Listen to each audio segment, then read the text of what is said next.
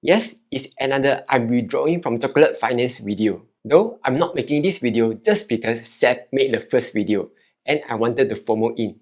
In fact, both of us planned to release at the same time. But you know, family obligation comes first. So I couldn't rush it out as fast as that guy. But anyway, the reason I wanted to make this video, other than to share why I'm withdrawing from Chocolate Finance obviously, was also because I wanted to share my point of view. Because ever since they launched right at the start, even all the way till recently, I've been a strong supporter of Chocolate Finance.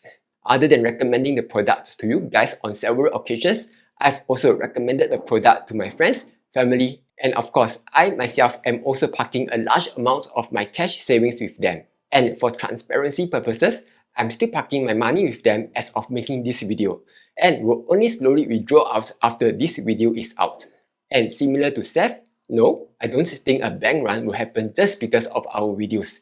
Because unlike a normal bank run where they take depositors' money and lend out, Chocolate Finance is taking investors' money to invest into bond funds. So if investors want to withdraw their money, all Chocolate Finance needs to do is just liquidate the funds and get the money to return back to them. Though of course, while they allow you to instantly withdraw up to 20k, in some cases, if they run out of liquid cash for you to withdraw, you might need to wait for a few days for this process to complete. Something which I think as of yesterday started from delaying for 1 day to delaying for 3 to 10 working days. But whatever the case, I do think our money is still safe in there, and it's not like some Hodernot or FTS shit where our money can go poof and disappear, because Chocolate Finance is licensed and has to follow strict regulations. But anyway, the first reason as to why I wanted to withdraw my funds from Chocolate Finance was because the rates have already dropped by quite a bit, especially when you compare them against rates that you can get from other low-risk products. For example, right off the bat, UOB One already gives a minimum of 3% interest when you can fulfill the salary crediting and credit card spend criteria. OCBC 360 is also giving 3.8% interest. HSBC EGA, even though it's for fresh funds only, is also giving around 3.9% interest. The main reason you are using Chocolate Finance in the first place is either because you aren't able to meet those savings accounts criteria, or if you're like me, don't care too much about jumping through those extra hoops just to earn that additional few 0 point something% interest.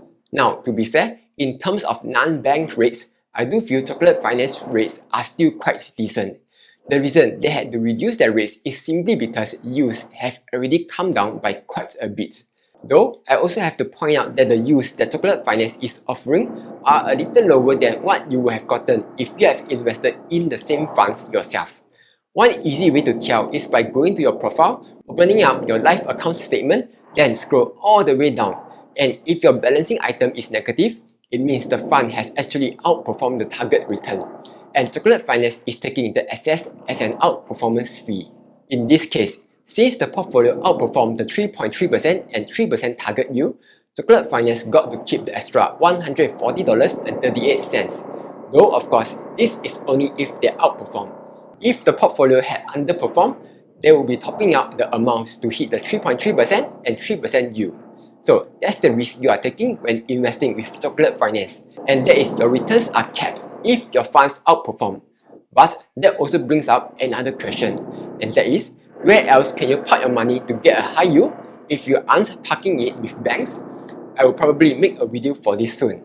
But off the top of my head, Mari Invest is giving around 3.26%, StashAway Simple 3.3%, Safe Cash Plus Flexi 3.31%. Though, of course, you won't get instant withdrawals with these options. So it's always a give and take. You want guaranteed yield, instant withdrawal, then you should expect the yield to be lower. And if you want high yield, then you should expect lower flexibility in withdrawals and probably higher risk in return. Now, perhaps the bigger reason as to why I'm withdrawing my funds from Chocolate Finance is that, similar to Seth, I do feel they are not transparent in the way they do things. There are a number of things that happened over these past few months. I won't talk about them here because it's between me and them. But the most obvious case is the recent ASS saga. So for anyone out of the loop, basically last week, Chocolate Visa card stopped working on ASS. And initially, the official statement was that ASS is no longer accepting the Chocolate debit card. And they are exploring with them to see if they can resolve. Now, by reading this statement, everyone would think that the issue is on ASS side. And internally, we were also told that this was likely due to volume and transaction issues. But then, 2 days later, ASS reached out to us and clarified that it's actually Chocolate Finance who requested the card to be removed as a payment option. It's only when we asked Chocolate Finance did they finally reveal that it was actually them who requested the removal. And the real reason was that they wanted to keep things sustainable. Now, I totally understand why they wanted to remove Chocolate Visa debit card as a payment option less than 1 month after launching it. They probably didn't anticipate such a huge demand for this. But what I don't understand is them trying to hide the truth, or even worse, make it seem like ASS is the one behind all this. Like, you can literally do what GSS Bank did a while back, where the surprise drop their interest rates, everyone KP, then just move on already.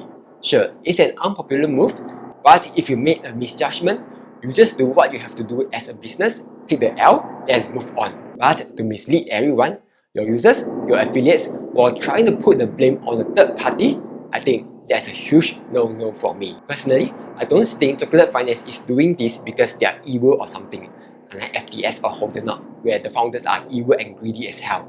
I think it's more of an incompetence thing, where they made a few mistakes and try to play it down. So, will I ever recommend Chocolate Finance again? Yes, I mean, even though the rates have dropped, it is still quite decent, given that they are sort of guaranteed and they allow instant withdrawals. Their Chocolate Visa card is still one of the best cards I've seen in a long time.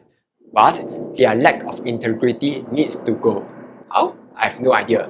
Maybe try to be more open to us, maybe try to deliver on your promises, keep us updated on your latest stuff and not try to lie to us. I think that's the basic decency anyone could ask for.